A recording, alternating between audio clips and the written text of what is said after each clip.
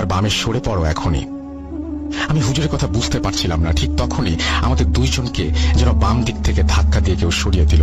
আমার ফোন হাত থেকে পড়ে গেল আর আমরা মাটিতে পড়ে গেলাম। আমি অবাক হয়ে গেলাম, কি হলো এটা আমাদের সাথে। তখন আমি ডান দিকে চেয়ে দেখি একটা ধবধবে দুধের মতো সাদা সাপ, যা প্রায় 7 থেকে 8 হাত লম্বা, আমাদের পেছন থেকে সামনের দিকে এগিয়ে গিয়ে অদৃশ্য হয়ে গেল। আমরা দুজনে খুব ভয় পেয়ে গেলাম। আমি তাড়াতাড়ি ফোন হাতে নিয়ে হুজুরকে ফোন দিলাম বিষয়টি ভালোভাবে বোঝার জন্য।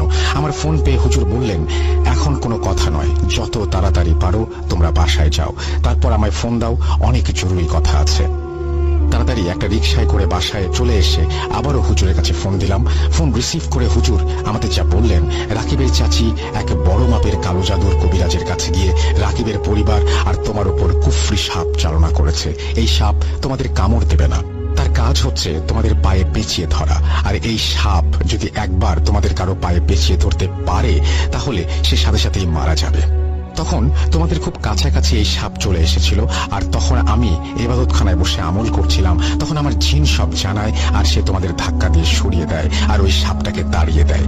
এই যে এখন এই সাপ তোমার খালার বাসার দিকে যাচ্ছে, তুমি এখনই ফোন করে তাদের এই দোয়া পানিতে পড়ে সারা ঘরে ছিটিয়ে দিতে বলো, আর আগামীকাল সকালে তাদের সবাইকে বাসায় চলে আসতে বলো, তা না হলে অনেক বিপদ হয়ে যাবে।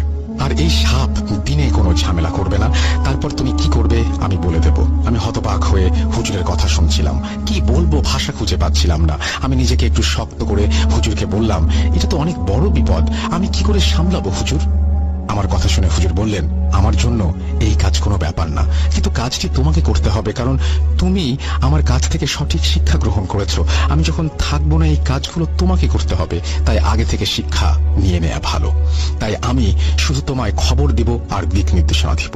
তখন হুজুরের কথা শুনে আমি বললাম, আল্লাহর উপর ভরসা রেখে আমি পারবো, আপনি শুধু একটু দোয়া করবেন। আমি হুজুরের সাথে কথা শেষ করে আমি খালাকে ফোন দিয়ে সব জানাই। আমি যে দোয়া পড়তে বলেছি খালু তা পড়ে সারা ঘরে ছিটিয়ে দিলেন। খালু যখন বারান্দায় পানি ছিটাতে গেলেন, তখন তিনি ওই সাদা সাপটিকে দেখতে পান। পানি দেওয়ার সাথে সাথে অদৃশ্য হয়ে যায় সেই সাপটি। খালু বেশ ভয় পেয়ে যান। সারা রাত খালা, খালু, ছোট ভাই সোহেল ভয়ে ঘাট থেকে নামেইনি।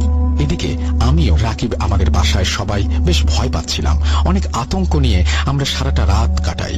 পরের দিন খুব ভোরে খালারা সবাই রওনা দিয়ে আমাদের বাসায় চলে আসেন। খালা বাসায় এসেই আম্মাকে জড়িয়ে ধরে কান্না শুরু করে দিলেন। আম্মাও খালাকে সান্ত্বনা দিতে লাগলেন।